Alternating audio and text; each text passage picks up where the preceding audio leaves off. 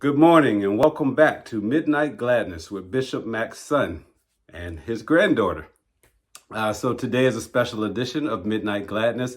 I have my daughter Alexis on, and we're going to talk to her a little bit about her process and her college days.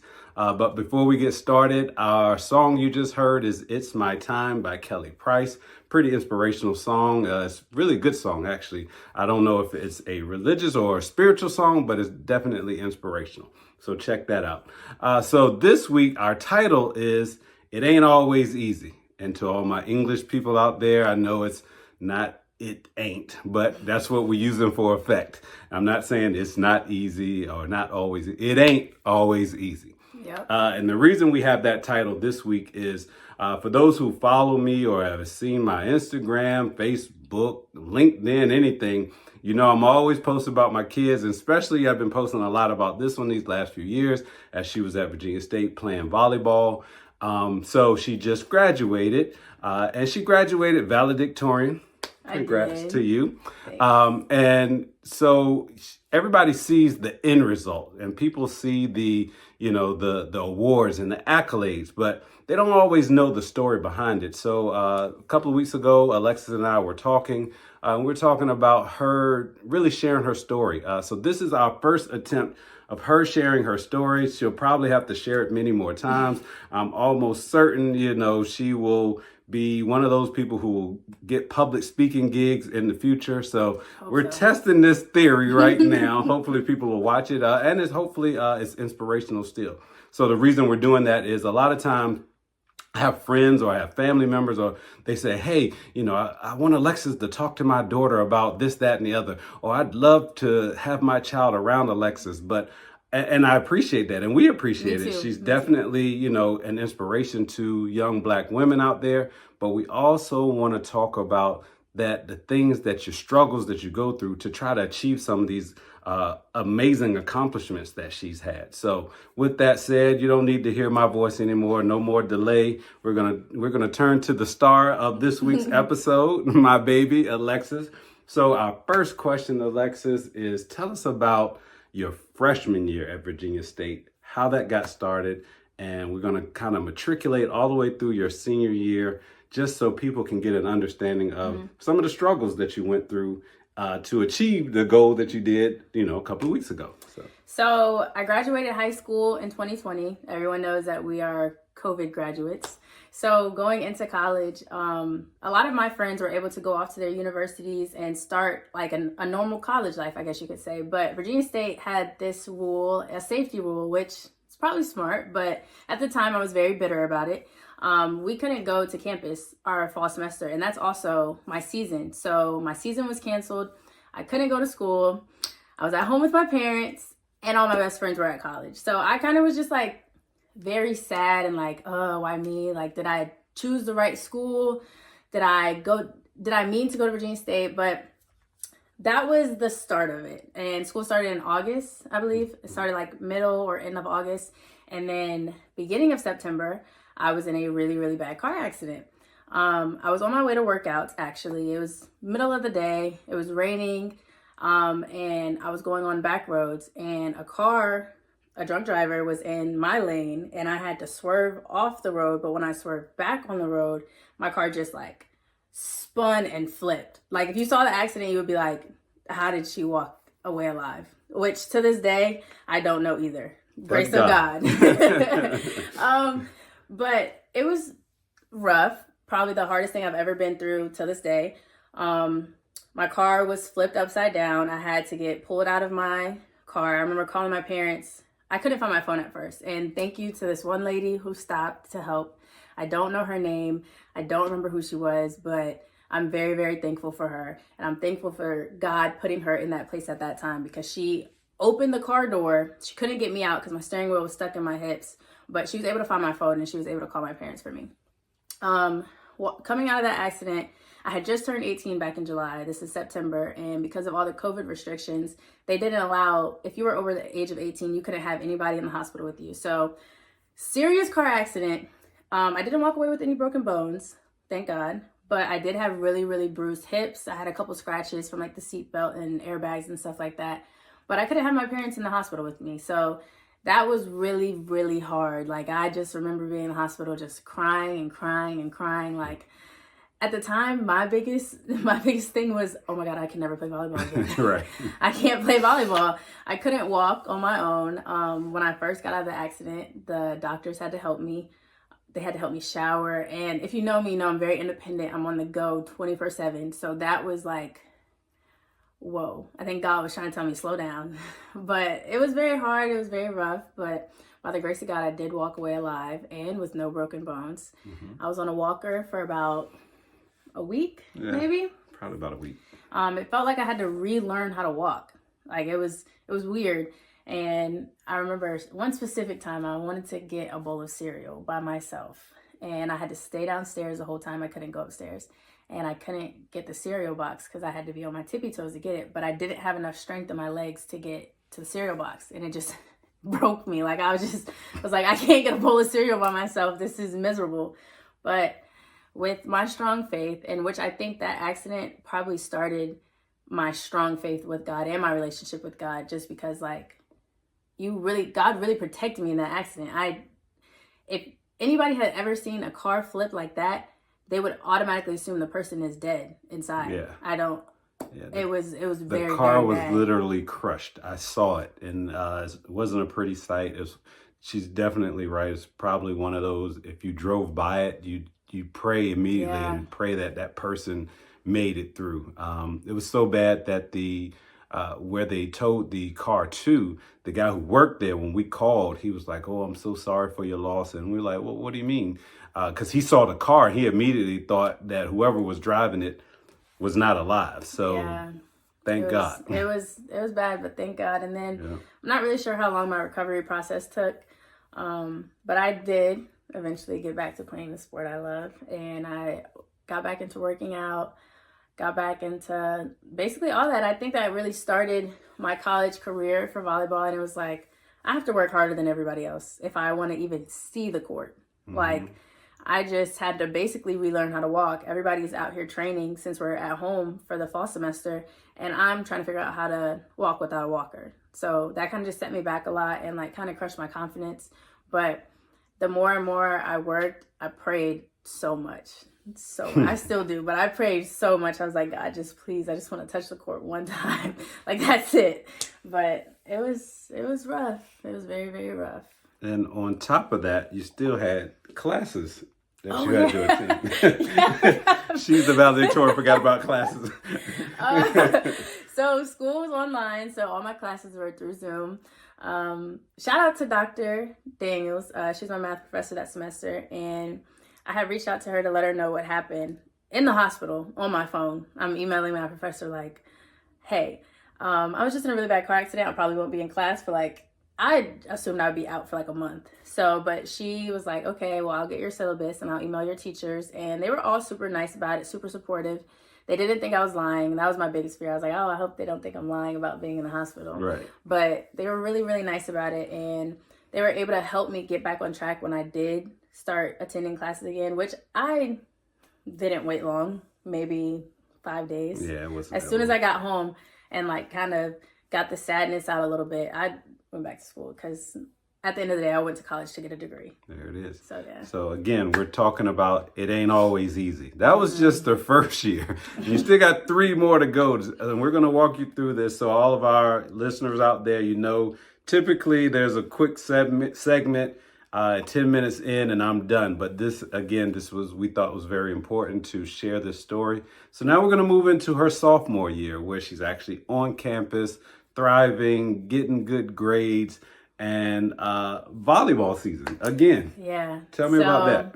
Volleyball is basically where I faced most of my adversity through life, in high school as well. But so I'm having a great season my sophomore year. Like, it was just, I couldn't believe that I was playing college volleyball because like at the size I am, and I kind of started late, so I was like, it was a far stretch. So being able to put a jersey on and actually play was just like, oh, this feels good. Like, all my hard work paid off. Right. We're about halfway through the season, and I started getting really, really bad knee pains. So the type of player I am, I was going to hold off as long as possible. And unless I heard something pop in my knee. I was not telling the trainers. I was not telling my coach. I don't even know if I told you guys. Probably not. But I was like, I'm just going to hold off as long as possible. And then it got to the point where it was just unbearable pain. Like I couldn't play. I didn't enjoy playing at the time because I just was in so much pain. So I ended up going to the doctor. Well, I don't even remember the diagnosis. Something with my meniscus. It was like a slight tear in the meniscus, but it wasn't bad enough to get surgery. Right. So they took me out of this for the rest of the season. So was it halfway? Yeah, it was halfway through. Halfway through the season. Taken out of my season. I didn't get my freshman year. So this was technically my freshman year on the court.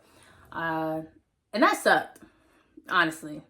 My roommate, stud. Like, hearing her come back from practice, super excited about how great of a practice she did. And of course, the person I am, I was encouraging her and being like, no, you're like really good, Kennedy. Like, you're really good. But my friends were having great seasons, and it was hard to go to practice, sit down on a chair for 2.5 hours, watch your friends work hard in practice, and knowing that you can't do that right now kind of sucked. And it's like, it's a mental thing too, because I get better while I'm working out. Like, that is my therapy for me. Like, I enjoy working out. I enjoy playing volleyball. So it like kind of relieves stress. So not being able to do any of that kind of sucked. And then I got cleared to play again right before our last game of the season. Right before the last game of the season. And then I got thrown in the game in a position I don't play. So my confidence is low. I'm like shaking going up to the sideline when coach called me in. And I think I was just so shocked that I was playing again. I don't even remember how the game went. I know we lost. Yeah, you played well, but you lost. I played back row, and if anybody knows me, when I went to college, I was not touching the back row. Not happening. But I was very scared. That season was hard just because, like, it was technically my freshman year, and I don't even get to play with all my friends that I just made. Right. So it's like having to still find that balance of, you still have to go to class, even though you're in pain. You still have to go to class, even though you're sad. You still have to support your teammates, even though you're sad. And it's like, again, something that I talk to God to a lot. And I'm the type of person, everything happens for a reason. You just got to trust the process and it'll be okay. But you will definitely still have that doubt in your mind. Like, okay, I don't know what the outcome of this will be. Right. I don't know how to turn this negative into a positive. But overall, it was okay. I was still a good teammate. I got healthy. I didn't have to get surgery. So that was a bright side. That was a plus. So yeah, that was sophomore year. In addition to that, one of the Bible verses I always stick to is Proverbs chapter 3, verse 5 and 6. Trust in the Lord with all your heart and lean not to your own understanding. Which is what I had to tell her. Don't try to figure it out, because we can't. You know, sometimes some things are beyond our control, beyond what we can do. But again, as a parent, you know, you hate to see your child suffering or in pain or sad, depressed, things like that. So our constant job, my wife and I, was just to try to encourage her and, you know, pray with her. And we had family members calling her and trying to lift her up, and friends, everything. And this is, again, it ain't always easy. You saw at the end where she's a valedictorian. She was the student athlete of the year one year, or the following year, all of that good stuff. But you don't know the story, the process. Yeah. It ain't always easy. And that's just sophomore year. So now let's jump into the junior year, because every year has not been easy, but she's persevered. So let's tell us about your junior year. Junior year for volleyball, it was smooth, honestly. No injuries. No injuries. I played the whole season. Yeah, I was healthy that season. Then springtime rolls around. I get a call from my mom. I'm on my way to community service, and my mom calls me. She normally calls me early, so I don't think anything of it. And she's like, "Hey, you need to come down here. We need to go to Virginia Beach or the 757." And I'm like, "Why?" And she's like, "Your granddaddy is in the hospital." And I'm like, "Okay." So I just hang up. I didn't even ask any questions. I definitely wasn't going to call my dad. But the fact that she called me saying that I need to come home so we can go to the hospital to see him, I knew it was serious. My grandfather was very healthy, super active man. So I didn't think anything of it. He wasn't sick at all. So I get down there. He kind of filled me on what happened with granddaddy, and it just didn't sound good. He was on a breathing machine. He was unconscious. It wasn't good. Like, in my head, I was like, oh boy. And my grandmother, she was so strong. Like, I don't know how she sat through that and just basically told us everything is going to be okay. This is what God wants. God must need him more than we do. And I just was looking at her like in awe, like, this is your husband on a breathing machine and you're trying to comfort us, but this is your husband. And she handled it with such grace and such power. I just was in complete shock. But I was in spring ball at the time, so I had to let my coach and my teammates know that, hey, I'm going to be back and forth seeing my grandfather in the hospital. It doesn't look too good. So just giving them the heads up. And again, I thank my support system for while I was at school. My best friends were there for me the whole time. They did whatever I needed them to do back at school. And again, still having to worry about your classes. And sometimes you'll get professors who are not that understanding, but I don't even remember what my professor said. I was like, I'll just handle it when I can at that time, because it's my grandfather. I don't want to see him go. Right. Nobody wants to see their Right. grandfather go. So that was that. And then he ended up passing away a couple days later. So that was hard. And I remember when my mom told me that they were going to pull the plug. I was in practice and my coach came up to me and was like, hey, your mom's outside. Immediately broke down. Right. Because why else would my mom be outside? So I'm still like, knowing my grandfather's in the hospital, but I still wanted to show up for my teammates and fulfill the commitments that I said I would do when I came to college. But knowing that my coach came up to me saying my mom is outside, I just freaked out. I remember taking my volleyball shoes off and just running through the practice gym outside to see my mom. And she was standing out there and I just started hugging her and crying. And I just got in the car and we left. I didn't care about anything else at that time. That was hard. I think one of the hardest parts was seeing how sad my whole entire family was as well, because my granddaddy was everything to us. Yep. He was. Which is why we doing this he right was now. everything to us. So like Yeah. seeing how much it affected so many people, not just my family members either, like the whole entire community. It was very hard, and trying to come back to school and still be that captain on the team, still like be present in your classes. It's hard. Like, how can I be present for you guys when I don't even feel good? Like, there's stuff going on in my life, but I still have to show up and do these commitment things, which I'm grateful for. But it was definitely challenging mentally. Physically, I didn't want to do anything. I didn't want to go to workouts. I didn't want to go to practice. I would go to practice with a hood on, scrunched up, not saying a word. And I think that's when my coach was like, maybe you should take a day. Like, I don't think you should come to practice tomorrow. But again, my support system was there for me. And God, of course. Yeah. Always put God at the forefront of your life and you can get through anything. There you have it. Yeah. So now we've gone through freshman, sophomore, junior year. It ain't always easy. Mm-mm. So let's talk about your very last year, your senior year. Tell us about volleyball. Tell us about becoming a Delta. Tell us about even some of the struggles with your professors. And this is your senior year now, ready to graduate. Yeah. So in my head, I'm thinking this is my senior year. Oh, it's going to be a breeze. I'm going to breeze through this, because typically your junior year is your hardest year. I was mistaken. Start off with volleyball. I'm having a good season. I could tell this story for days. I'm having a good season. I have one bad game. I get taken out. I'm okay with it because, like, everybody has off games. It is what it is. I don't get back in. To me, it felt like forever. My parents would tell me over and over again it was only X amount of games. It's like a couple of games, but when you go from being a starter, when you first come in, then you're captain your junior year, captain your senior year, now you're on the bench. And again, I will say this all the time, my friends are some of the best athletes on our team. So they're knocking it out the water. And having to find that, first of all, I was on the sideline just bitter. I think the first game that I didn't hear my number to go on the court, I probably stood there with my arms folded, fighting back tears. Like, I really wanted to cry. Because, like, this is my last season. I know I'm not going to play again. My body can't do it. But, like, man, this is how I have to go out my senior year. I've trained for 10 years to get to this point. This is supposed to be the last season, best season, and I'm on the sideline. Hard, very hard. I cried a lot this season, a lot. I was not happy. I didn't want to wear a jersey I didn't want to go to practice, so I didn't want to be there. But I think I wallowed in it for about a week.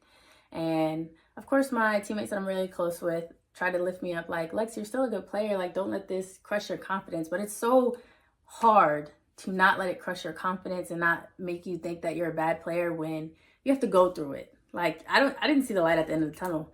I had some family friends that were athletes reaching out to me being like, I went through the same thing when I was in college and now I don't even think about it. And in my head, I'm on the phone like, yeah, okay. But I hang up the phone and I'm like, I don't feel that way. Right. I still had to be a captain. I still had to be a leader because we have younger underclassmen on my team. I still had to teach them how to be a good teammate. I still had to show up for my teammates because this is my team at the end of the day. No matter, now I can say this, but a couple months ago I couldn't say it. You still have to show up for your team, and whatever capacity or role that looks like, you still have to do it. I signed those papers back in 2019 to say that I would play at Virginia State and be a part of the team. And now I'm looking at it. I did do that after about a week of pouting on the sideline. But that was hard. Just thinking like, man, I trained all these years to sit on the sideline.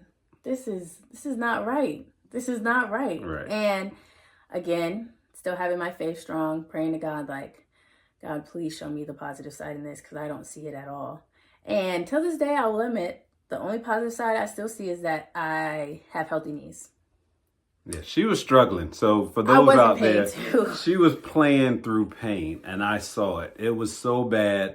Let me put it into perspective. It was one particular match, a tournament they were in. She was struggling so bad. I got off the sidelines as a parent, walked across the court, and pointed to her like, you, here. And she walked over looking at me. I was like, that's enough. Tell the coach you are not playing anymore. This is college. You're a collegiate athlete, and your dad tells you you're not playing anymore today. Yeah, I'm 21 years old, and dad coming over there telling me I can't play anymore that day. That's right. And I'm like...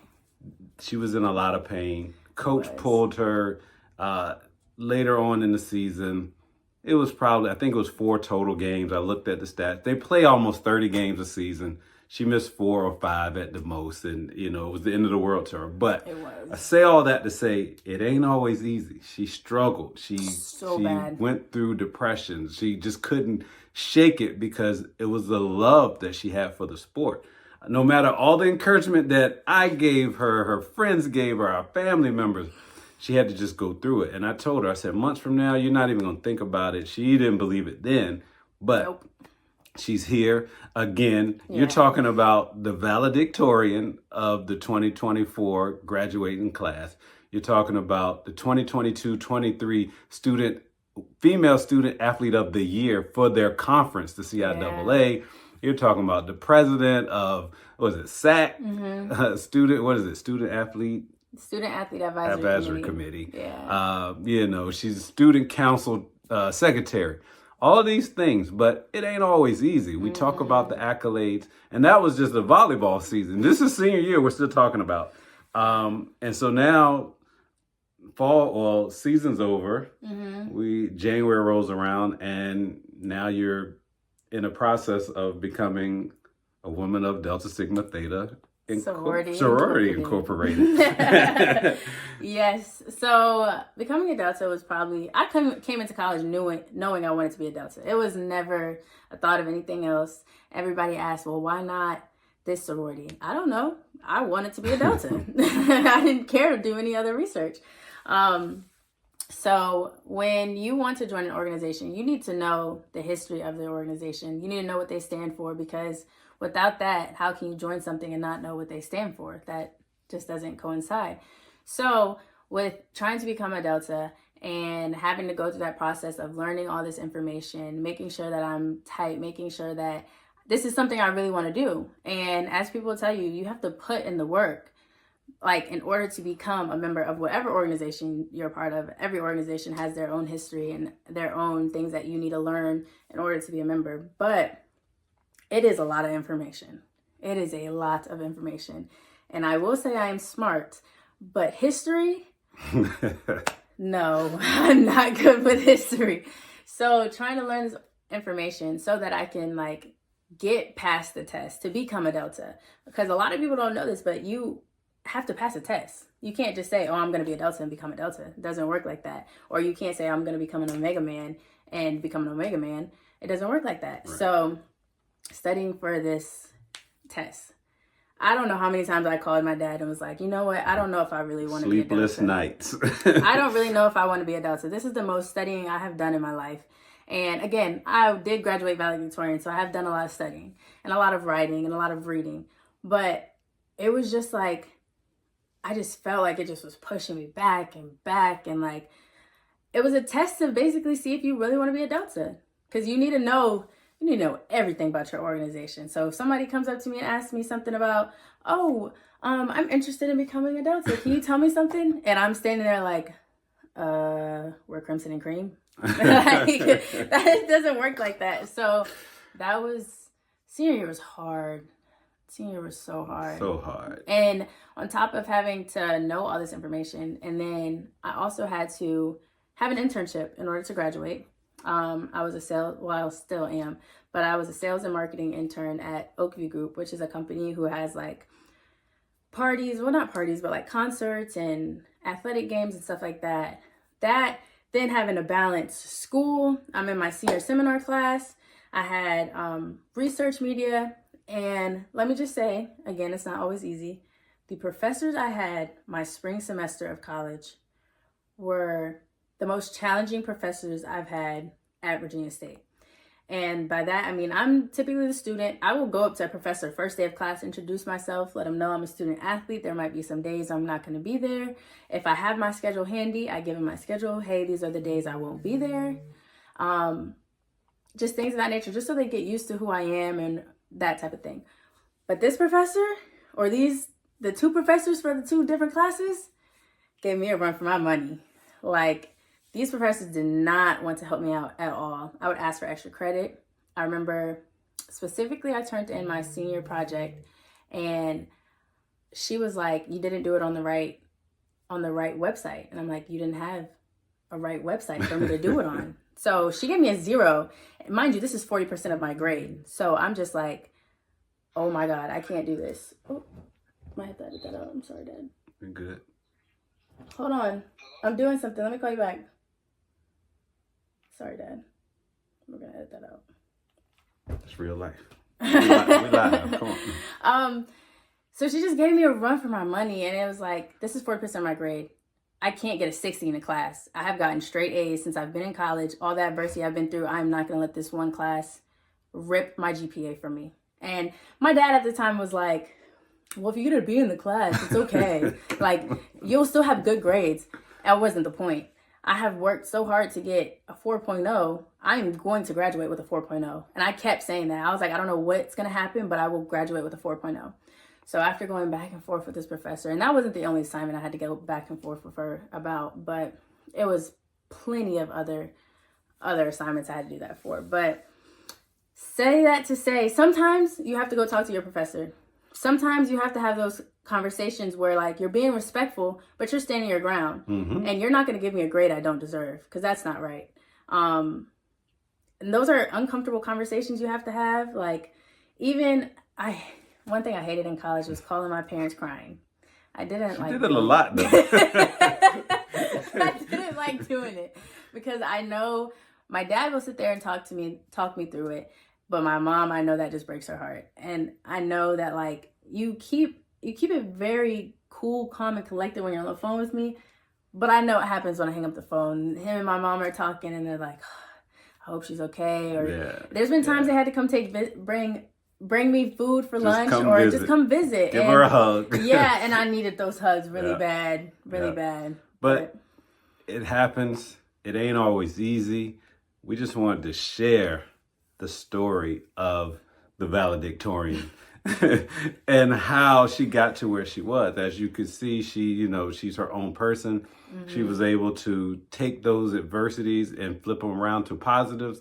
She was able to talk to professors to make sure that she kept her 4.0. Because I always told her, you can disagree, but you don't have to be disrespectful. Yeah, absolutely. And there's a way to talk to people. There's a way to debate. There's a way to argue without screaming and yelling. So she's perfected that. She's not going to be an attorney, I don't think. But No. We'll see. Maybe I'll change my mind. no. But again, for those out there, we wanted to share her story. We wanted to be able to pass this along to other girls, other young Black girls who aspire to be valedictorian or athletes or student athletes or just, or Delta, anything, or whatever organization looking to join, that it is possible to be all that you can be as, I think it's the Army or one of them say all that, one of those military branches. But it's true that you can, if you put God first, if you put in the work, you will succeed. So. I will say, one of my biggest accomplishments that I feel like doesn't get broadcasted is my little cousin Breezy. I'm like her idol. Like she tells everybody that she's gonna go to Virginia State and she's gonna play volleyball and she's gonna be a Delta. And that's probably one of the things that like makes me so happy, knowing that I was able to affect somebody's life like that, where they want to follow in the same footsteps that I'm doing and want to be great in life and be successful in life. But one thing I will always say, you can't do anything without God. Well, with that said, we're going to shut it down. That's a perfect closing. We appreciate y'all time this week. Again, we're normally quick. We made this a 30-minute episode. It was very important to me, very important to my daughter, our family, and friends out there. So we'll be back. Maybe not next week because we're going on vacation. We're getting out of here. But after that, we'll be back with our normal Midnight Gladness episodes. But until then, I love you. I love you. I love you. I love you. I love you too. We're out.